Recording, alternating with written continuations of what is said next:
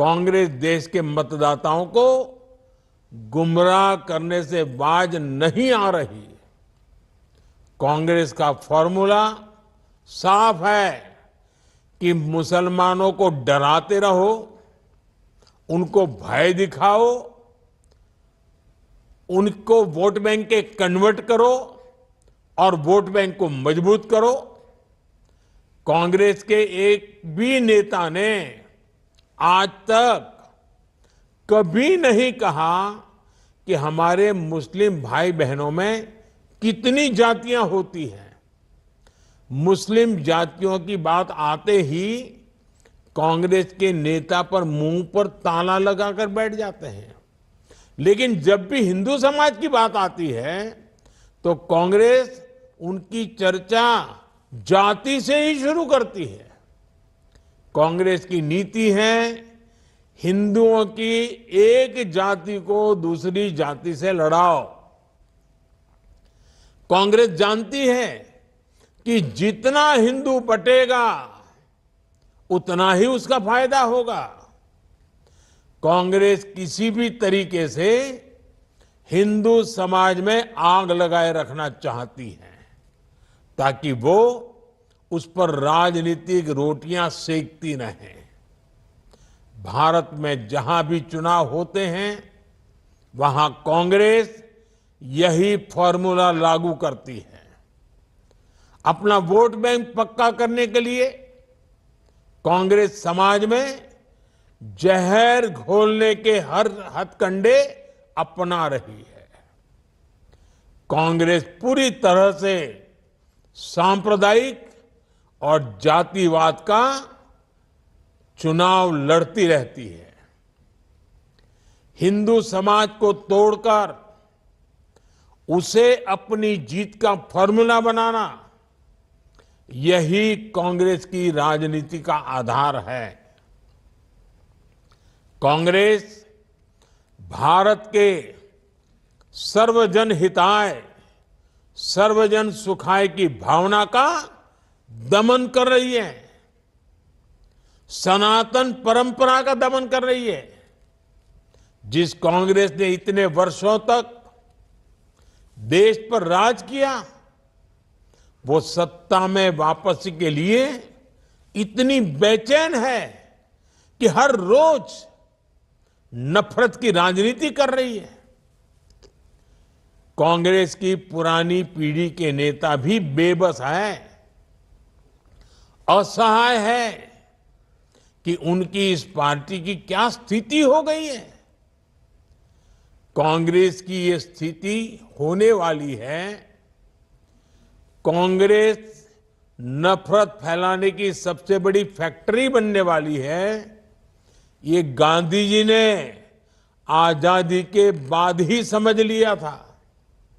इसलिए ही गांधी जी ने कहा था कि कांग्रेस को खत्म कर देना चाहिए।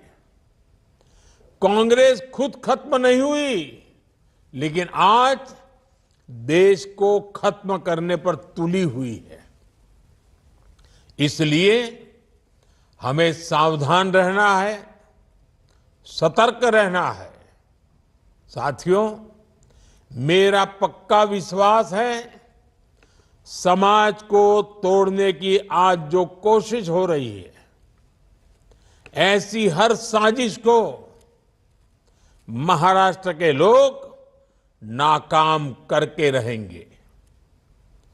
महाराष्ट्र के लोगों को देश के विकास को सर्वोपरि रखते हुए एकजुट होकर बीजेपी महायुति के लिए वोट करना है।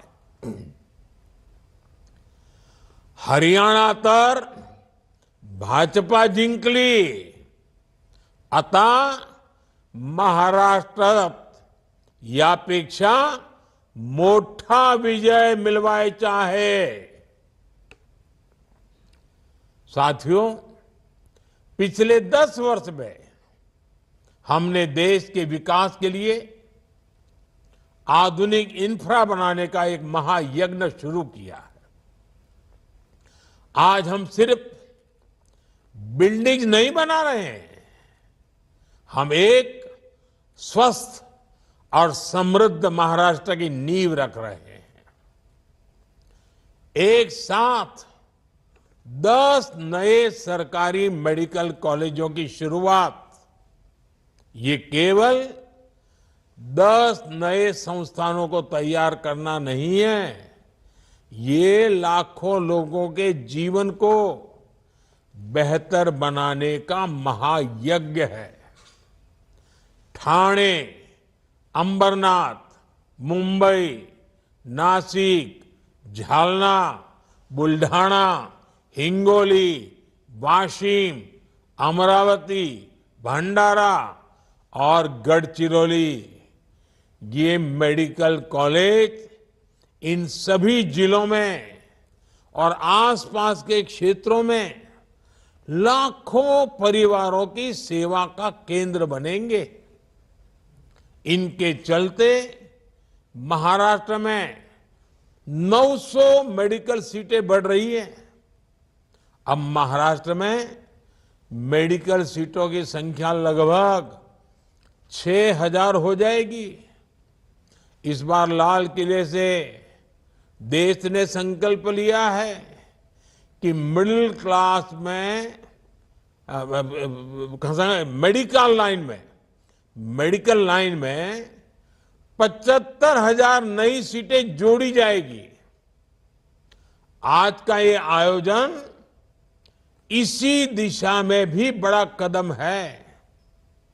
साथियों, हमने मेडिकल शिक्षा को सुलभ बनाया है। इससे महाराष्ट्र के युवाओं के लिए नए अवसरों के दरवाजे खुल गए हैं। हमारे गरीब और मध्यम वर्ग के ज्यादा से ज्यादा बच्चे डॉक्टर बने, उनका सपना पूरा हो, ये हमारी सरकार की प्राथमिकता है।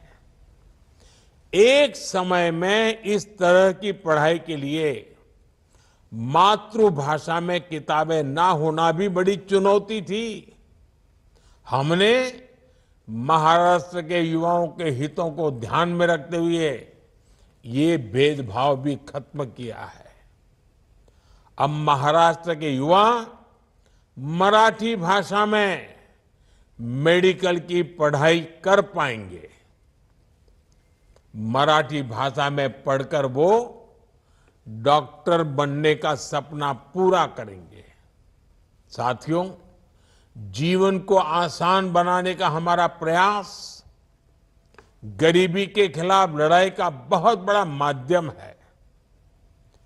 कांग्रेस जैसी पार्टियों ने तो गरीबी को अपनी राजनीति का ईंधन बना रखा था, इसलिए वो गरीब को गरीब बनाए रखती थी। लेकिन हमारी सरकार ने एक दशक के भीतर भीतर 25 करोड़ लोगों को गरीबी से निकाला है और देश में स्वास्थ्य सेवाओं का कायाकल्प इसका एक बड़ा आधार बना है। आज हर गरीब के पास मुफ्त इलाज के लिए आयुष्मान कार्ड है।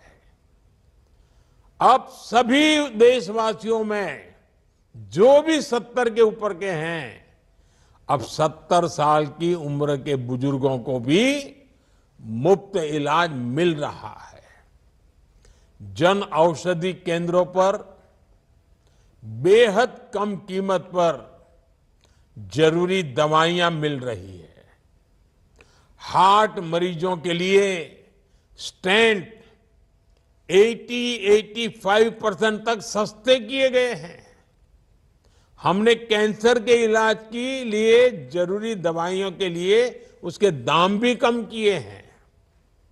सरकारी मेडिकल कॉलेजों और अस्पतालों की संख्या बढ़ने से भी इलाज सस्ता हुआ है। आज गरीब से गरीब देशवासी को मोदी सरकार ने सामाजिक सुरक्षा का मजबूत कवच दिया है। साथियों, दुनिया किसी देश में तभी विश्वास करती है जब वहां का युवा आत्मविश्वास से भरा होता है। आज युवा भारत का आत्मविश्वास भारत के उज्जवल भविष्य की नई कहानी है। दुनिया के बड़े बड़े देश आज भारत को मानव संसाधन के बड़े केंद्र के रूप में देख रहे हैं। हमारे युवाओं के पास पूरी दुनिया में शिक्षा,